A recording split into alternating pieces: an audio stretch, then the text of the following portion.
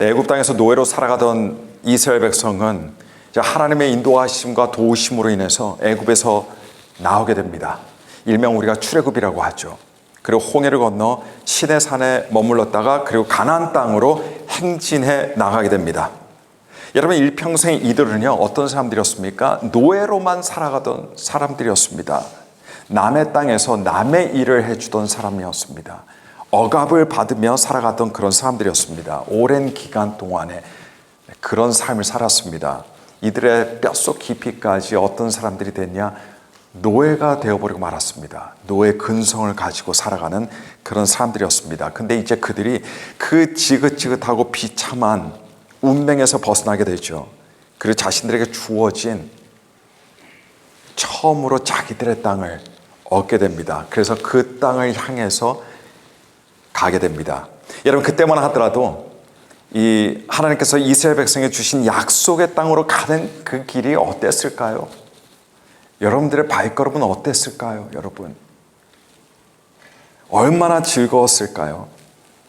이스라엘 백성이 얼마나 기분이 좋았을까요?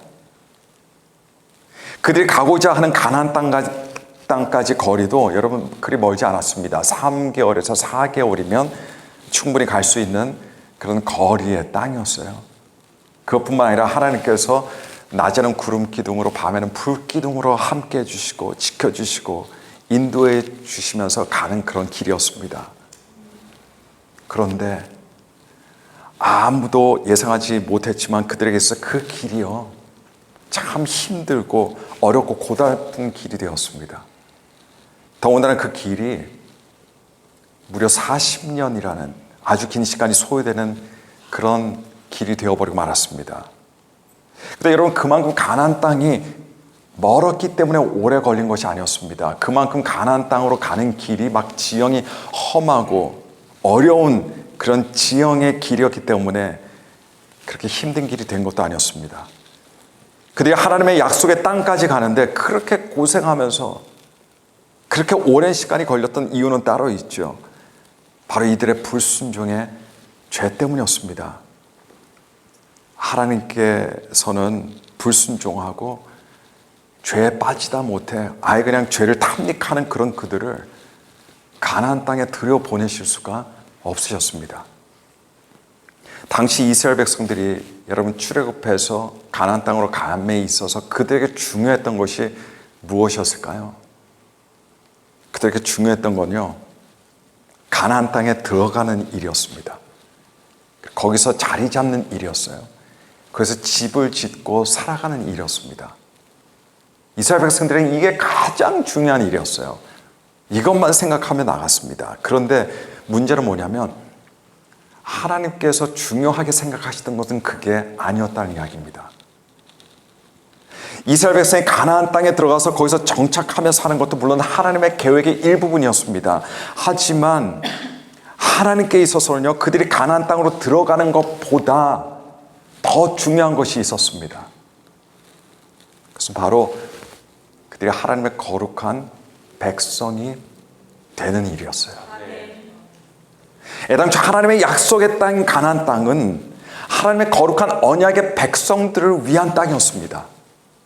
그러나 육신적인 이스라엘 사람들을 위한 곳이 절대로 아니었어요. 육신적으로만 이스라엘 백성이 되는 것과요, 하나님의 거룩한 언약의 백성이 되는 것, 이거 완전히 두 개의 별개의 일입니다. 다른 일입니다. 그리고 하나님께서는 육체적인 이스라엘 백성을 원하신 것이 아니라 그들이 거룩한 하나님의 언약의 백성이 되는 것을 원하신 겁니다. 그래서 하나님께서는 그들이 하나님의 거룩한 언약의 백성의 모습을 갖추기 전까지는 그들을 광야에 두실 수밖에 없으셨어요. 그러다 보니까 40년이라는 시간이 걸리게 된 겁니다. 출애굽하는 이스라엘 백성을 향한 하나님의 목적이 가나안 땅이 아니라 바로 그들이 거룩한 하나님의 백성이 되는 것이다라고 하는 이 목적이 굉장히 분명하게 드러나게 하는 그런 장소가 있습니다. 그 장소가 어디냐면 시내산이에요. 시내산. 사실 가나안 땅보다도 중요했던 곳이 시내산이었습니다. 자, 이스라엘 백성이 출애굽해서 곧장 하나님께서 그들을 이끄셔서요 가게 된 곳이 어디냐? 시내 산이었습니다, 여러분. 가나안 땅이 아니었어요. 그래서 그 시내 산에서 정확히 말하면 11개월 5일 동안 거기에 머물러 있어야 했습니다. 그러니까 1년이었죠, 여러분. 1년이라는 기간 동안 그들이 시내 산에 체류했었습니다. 여러분, 만약에 하나님께서 이스라엘 백성들로 하여금 그냥 애굽에 나오게 하셔서 가나안 땅으로 들어가게 하시는 것이 하나님의 목적이셨다면 이스라엘 백성들에게 시내 산이라는 곳은 아무 의미가 없습니다. 시내 산이 존재할 이유가 없고 그들이 그 시내 산으로 갈 이유도 없었고 약 1년이라는 긴 기간 동안 거기 하나님께서 머물게 하실 이유도 없으셨습니다. 근데 하나님께서는 그들을 어디로 부르셨냐? 가나안 땅으로 먼저 들여보내신 게 아니라 시내 산으로 부르신 거예요. 그리고 그곳에서 1년을 그들과 함께 거기에 머무셨습니다. 근데 거기서 어떤 일들이 있었습니까? 하나님께서 거기서요 이스라엘 백성들과 언약을 맺으셨어요. 거기서부터 언약의 백성들이 된 겁니다. 그리고 그들의 삶이 앞으로 어떠해야 될지 규정해주고 그들의 삶에 어떤 지침이 되는 그들이 바라보고 나아갈 수 있는 십계명과 율법들을 주셨습니다. 그리고 또 거기 머물지 않으시고요. 바로 거기 시내 산에서 이스라엘 백성이 하나님을 만날 수 있도록 이동식 성막을 만들게 하셨습니다. 그래서 이스라엘 백성들이 거기서 제사 드리고 예배를 드릴 수 있도록 하신 겁니다. 여러분, 이것들이 광야를 지나서 그들이 원하던 가나안 땅에 들어갈 수 있게 만드는 것들이었기 때문이 아니에요. 이것들이 있어야만 가나안의 7 족속들을 싸워서 이길 수 있었기 때문도 다결이 아니었습니다. 하나님께서 이스라엘 백성과 언약을 세우시고 그들에게 율법을 주시고 십계명을 주시고 성막을 주셨던 이유는요, 그들이 먼저 가나안 땅에 들어가기 전에 먼저 하나님의 거룩한 백성으로 만드시는데 필요한 것들이었기 때문이었습니다. 그래서 1년이라는 기간을 시내 산에서 머물렀던 겁니다. 이게 시내 산이 그래서 보여주는 거예요. 가나안 땅에 들어가는 것이 먼저가 아니라 이스라엘 백성들이 하나님의 거룩한 언약의 백성이 되는 것이 먼저다라는 거예요. 그게 먼저다라는 겁니다. 여러분, 오늘날도 마찬가지입니다. 어떤 그리스도인들은 그냥 천국만 생각하고 살아갑니다. 아마 누구나가 처음에는 다 그랬을 거예요. 제가 어릴 때도 신앙의 목적은 천국인 줄 알았어요. 천국 들어가기 위해서 교회 나가는 줄 알았습니다. 천국 가기 위해서 예배 드리는 줄 알았어요. 천국 가기 위해서 순종해야 되는 줄 알았습니다. 보통 이렇게 되면 천국에 모든 관심이 가 있잖아요. 그리고 이런 분들에게 또 물어보면 제가 생각했던 그대로, 제가 예전에 그랬던 그대로 신앙의 목적, 천국 가는 거다 라고 이렇게 대답하게 됩니다. 자, 이런 그리스도인들 어떤 생각을 하냐면 이런 생각을 하게 됩니다. 꼭 이런 생각을 하게 돼요. 나 구원받았으니까 이제 괜찮아. 자, 그런데 이런 생각을 하게 되면 여러분 신앙생활이 어떻게 될까요? 그냥 대충 모양새만 갖춰진 신앙생활을 하게 됩니다. 그리고 그냥 교회나 다른 성도들에게 묻어서 가는 신앙생활을 하게 될 뿐입니다. 예수님 믿으면 천국 가니까 나 이제 아무 문제 없어 생각하게 되면 여러분 그 사람은 그리스도인이다 할지라도 육적인 그리스도인으로 전락하게 됩니다. 신앙은 안일해지고 나태해져요. 열매 없는 무화과 나무 되어버리고 맙니다. 근데 신앙의 길은 그런 길이 절대 아니거든요. 근데 이렇게 전락될 경우 하나님께서 무엇을 하시냐면요, 그런 신앙인들의 인생 여정길에 고난을 주십니다. 난관을 주셔요. 그래서 원래 그렇게 어렵지 않게 당도할 수 있는 어떤 영적인 지점인데도 불구하고 거기까지 가는데 오랜 시간이 지나게 된다는 거예요. 좌충 우돌하면서 여기 부딪히고 저기 부딪히면서 좌절하고 절망하면서 힘겹게 힘들게 뺑 돌아가서 결국 쉽게 갈 수 있는 그 지점까지 가게 됩니다. 이런 현상이 일어납니다. 마치 이스라엘 백성이 40년이라는 시간 뒤에서야 가나안에 도착한 것과 같습니다. 여러분, 하나님의 목적은 저와 여러분들을 천국에 고린시키시는 게 목적이 아닙니다. 하나님께서 정말 바라시는 바는요, 저와 여러분들이 이 땅에서 하나님의 거룩한 백성이 되는 데 있는 거예요. 그게 중요한 겁니다. 이 땅은 우리가 만들어져 가는 곳입니다. 그리고 그 다음에 따라 나오는 게 뭡니까? 따라 나오는 게 천국이에요. 이스라엘 백성은 가나안 땅에 들어가고 난 후에 하나님께서 그들을 만나 주셔서 거기서 십계명 주신 게 아닙니다. 이스라엘 백성들이 가나안 땅에 다 들어가고 나서 거기서 성막 제조를 명하시고 거기서 다른 율법들을 주시고 언약을 주시고 그게 아니었어요, 여러분. 그 이전에 벌써 하나님께서는요, 그들이 첫 발을 떼기 전부터 하나님께서는 그들을 거룩한 하나님의 백성으로 삼으신 겁니다. 하나님의 거룩한 백성은요, 하나님 나라에 딱 들어가서 짜잔 하고 만들어지는 게 아니에요. 이 세상에서 만들어지는 겁니다. 그게 우리의 인생의 연수예요. 그게 짧든 길든 사람마다 연수가 다르지만 그 인생의 연수는요, 내가 하나님의 거룩한 백성으로 만들어지는 시간이에요.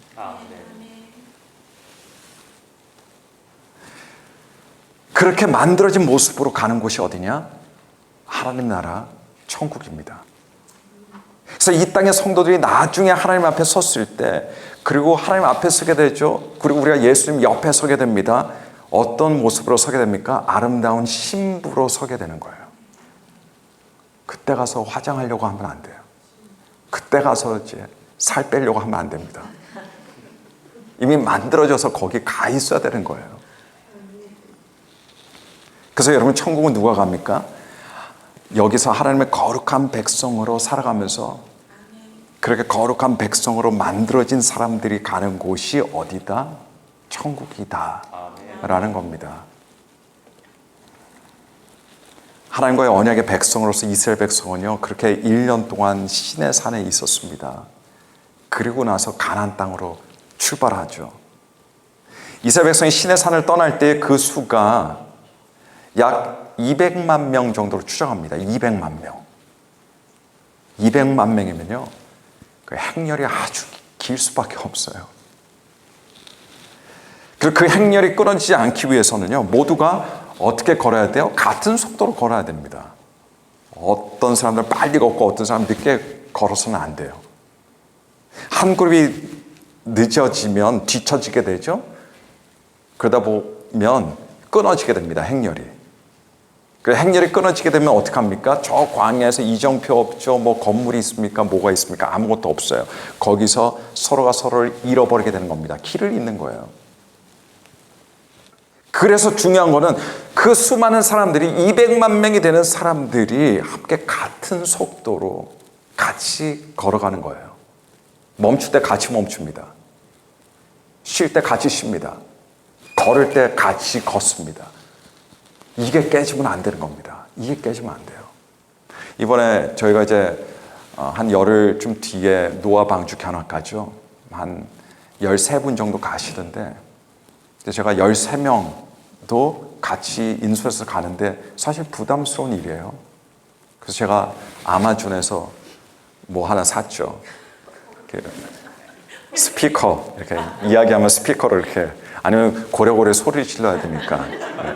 막 얘기했는데 저 뒤에서 못 들었다고 그러면 또 얘기해야 돼요.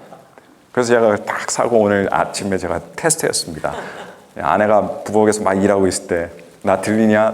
들리냐? 하면서 그랬더니 아내가 좀 제발 조용히 하래요. 오늘 어머니 날 준비할 게 바쁘다고. 고작 10명, 20명도 여러분 같이 다니는 게 쉽지 않아요. 근데 200만 명입니다. 200만 명. 여러분, 이스라엘 백성 중에는요, 젊은 남자와 젊은 여자들만 있는 게 아니었습니다. 거기는 노약자들도 있었어요. 노약자들. 당연히 많았겠죠. 근데 뭐 노약자들도 다 상황과 형편이 다르죠. 어떤 분은 무릎이 아픈 분이 계시고요. 어떤 분들은 허리가 아픈 분이 계시겠죠. 그래서 잘 걷지 못하는 사람들 당연히 있었겠죠. 그리고 다른 이유 때문에라도 몸을 마음대로 움직이지 못하는 그런 노인들도 분명히 당연히 많았을 거예요. 근데 여러분, 그 노인들이 어떤 사람들이었습니까? 애굽인들이 아니었어요. 다 같은 이스라엘 백성이었습니다. 이스라엘 백성들의 부모였어요. 아버지였고 어머니였습니다. 설령 아무리 건강한다 해도 노인이 되면 젊은 때와 비교했을 때 몸은 훨씬 그 움직임이 늦어질 수밖에 없어요. 느려집니다. 그리고 어려워질 수밖에 없죠. 거동도 힘들어질 수밖에 없습니다. 근데 이들도 다 가나안 땅을 향해 모두가 함께 갔다는 거예요. 함께. 부모님들은 다 애굽에 놔두고 자녀들만 간 게 아니었습니다. 근데 그러다 보니까 그런 상황에서 어떤 상황이 벌어지냐면요, 이 건강한 사람들의 어떤 부담으로 간주되기 쉬운 그런 노약자들이 그런 환경이 자연스럽게 만들어질 수밖에 없었어요. 인간의 본성상 어떻습니까? 행렬을 느리게 하는 노인들을 젊은 사람들이 업신여기기가 쉬운 그런 환경이 만들어질 수밖에 없었다는 거예요. 왜냐하면 젊은 사람들은요, 우리 모두가 다, 여러분들께서 다 젊을 때가 있으셨잖아요. 몸의 불편함에 대해서 젊은 사람들은 이해를 못합니다. 건강한 사람들은. 본인들은 끝까지 죽을 때도 막 그 몸 그대로 죽을 것 같이 그렇게 생각해요. 자기들에게 그런 날이 오게 될 줄은 생각도 하지 못하는 거죠. 네. 근데 또 반면에 노약자들은 어떻습니까? 연로한 부모들이죠. 이들의 마음은 더 불편했을 거예요. 몸도 불편했겠지만 자녀들에게 미안한 마음이 들었겠죠. 빨리 행렬을 따라 가야 되는데 몸이 힘들어요. 고달파요. 그러니까 막 늦어지게 되는 거죠. 그럼 이제 자녀들이 속상하게 될 수 있는 거죠. 그래서 이 부모들이 특별히 행렬은 육체적인 겁니다. 그죠? 건강이 참 가장 중요해요. 신체적 그때 상태가 어떤지가 참 중요하다 보니까 자식들을 의지해야 돼요. 의존해야 됩니다. 그런 현실을 보면서 그 많은 노약자들이, 부모들이 자신들이 짐이 되고 있다, 이런 마음이 들었을 수도 있습니다. 아니요, 들었겠죠.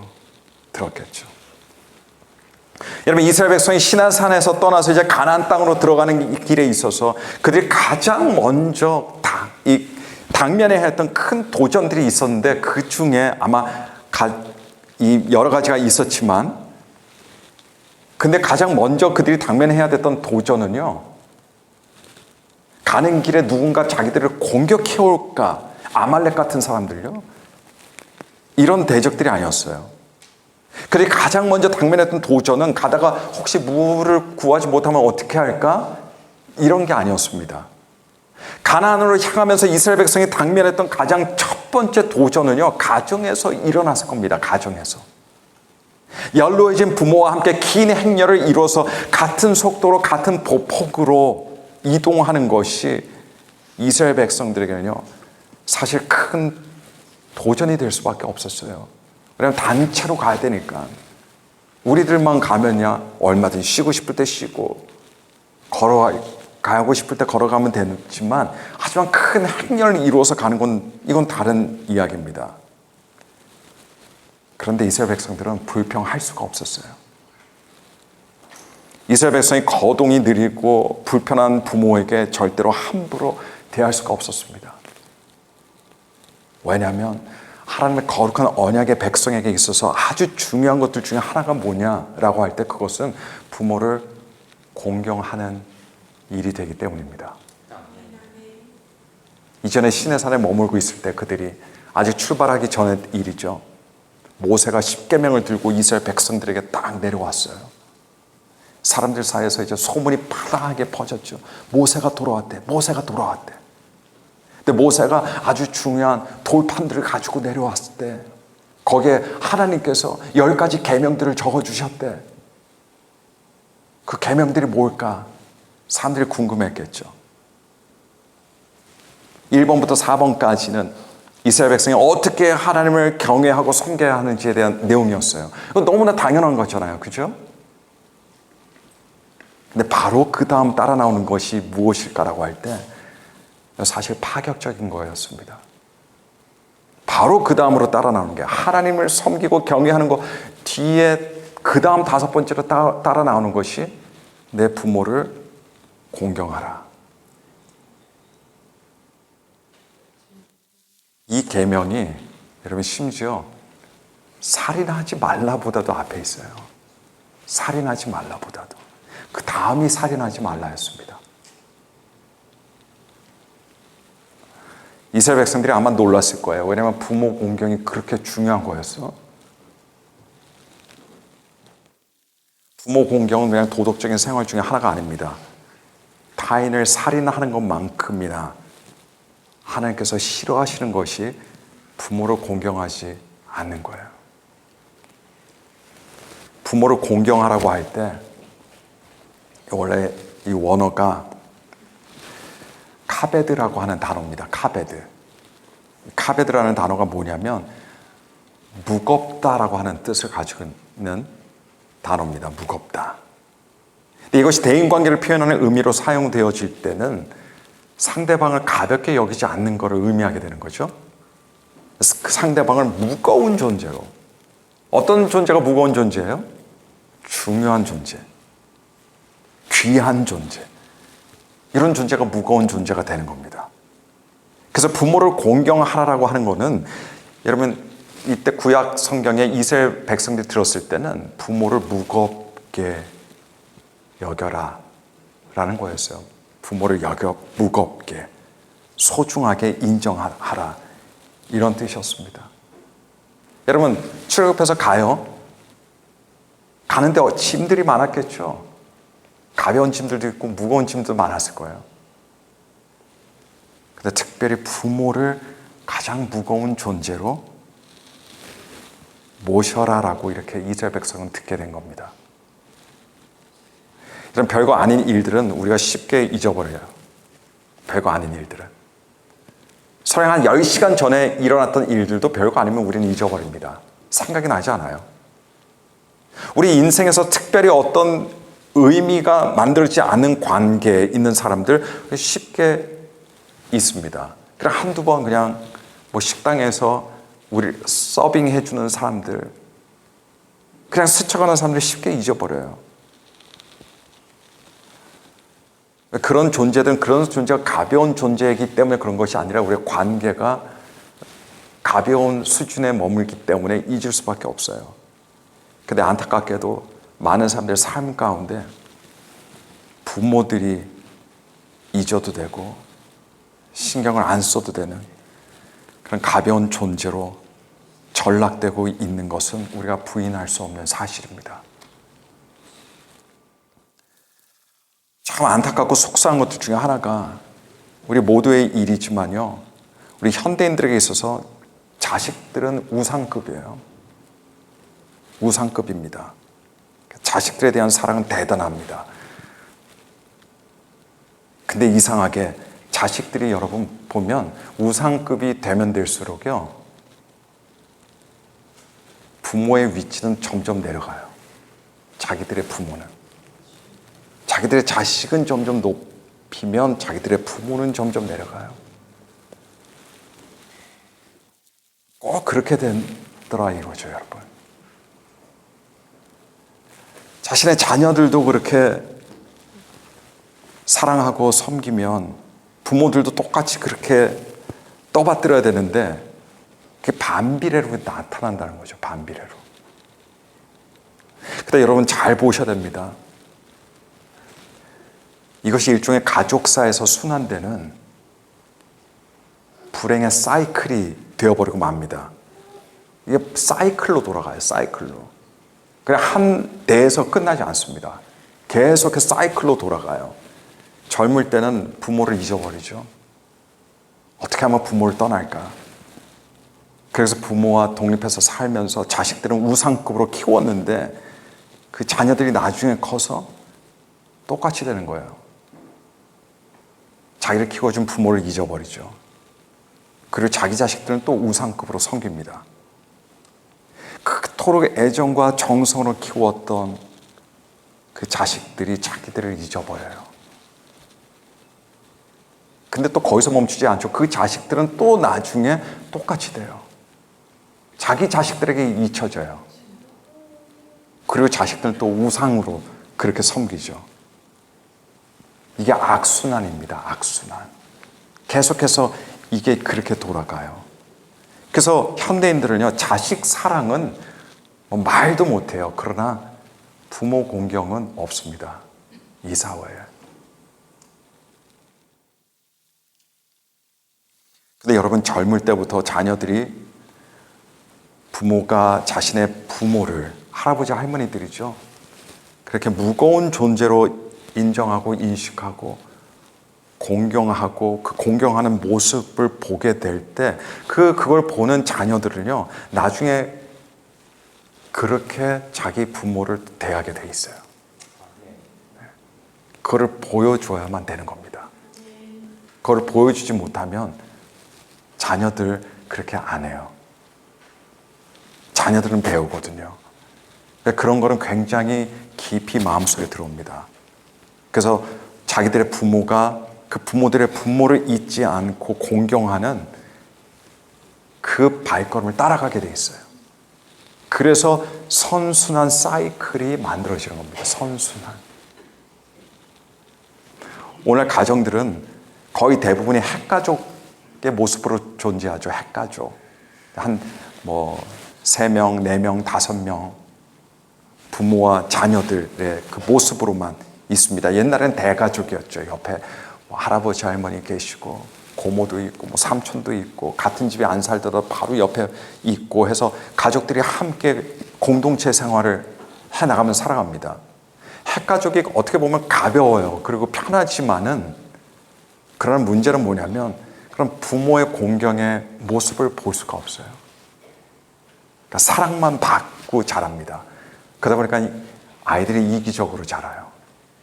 부모가 자기들을 위해서 존재하는 것처럼 그렇게 자라게 됩니다. 근데 여러분, 성경에서 부모는요, 카베드의 존재예요. 카베드. 무게가 있는 존재입니다. 나중에 이제 어느 시점이 되면 자식이 부모보다 월등해져요. 힘도 더 세지죠. 뭐든지 자식들이 더 잘 알게 되고요. 자식들이 뭐든지 더 잘하게 돼요.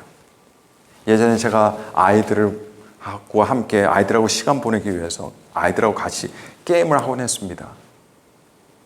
근데 그때 저도 신났어요. 왜냐면 제가 항상 가장 잘하니까. 근데 시간 지나면서 이제 안 하게 돼요. 좀 재미가 없어요. 왜냐면 맨날 져요, 제가. 예전에는 아들이 저를 이겨보려고 안 되니까 막 눈물 찔끔찔끔 흘리고 그러면서 그랬는데 지금은요, 아빠는 상대가 되질 않아요. 근데 어느 순간 되면 자녀들이 뭐든지 다 잘해줘요. 특히 이민사회에서는요, 더 그렇습니다. 왜냐면 1세대는 여기서 영어를 잘 못하잖아요. 자녀 세대는 영어를 잘해요.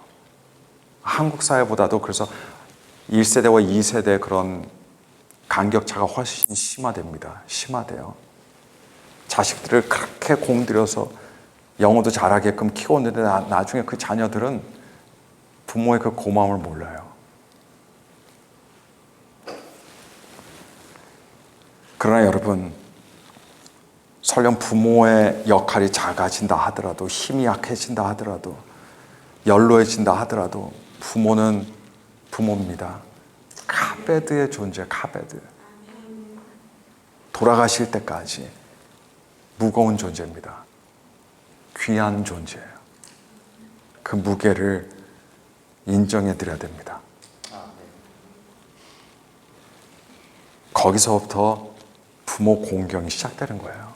뭘 하기 앞서서 무거운 존재, 무게감 있는 존재로 인정해 드리는 것이 바로 부모 공경입니다. 그리고 우리가 부모를 공경하면 자식들은 그걸 보고 자랐기 때문에 우리를 공경합니다. 이렇게 해서 선순환 사이클이 만들어지는 거예요. 좋은 부모는 자녀들에게 하나님 경외함을 보여주고 몸소 실천하는 것을 이렇게 알려주는 부모죠. 그래서 하나님의 거룩한 언약의 백성의 삶을 직접 보여주는 부모입니다. 그러면 자녀들이 그걸 잊지 않죠. 그러나 동시에 또 부모는요, 자기 부모를 공경하는 모습을 자녀들에게 보여줘야 돼요. 드러나야 돼요. 좋은 부모가 되는 겁니다. 좋은 부모가. 자녀들은 절대로 잊지 않습니다. 그리고 자녀들이 평생 부모를 축복으로 생각하고 그리고 평생 부모에게 감사해야 합니다. 여러분, 부모도 자녀도 다 똑같아요. 이 땅에서 하나님의 거룩한 언약의 백성으로 천국 길을 가는 사람들입니다.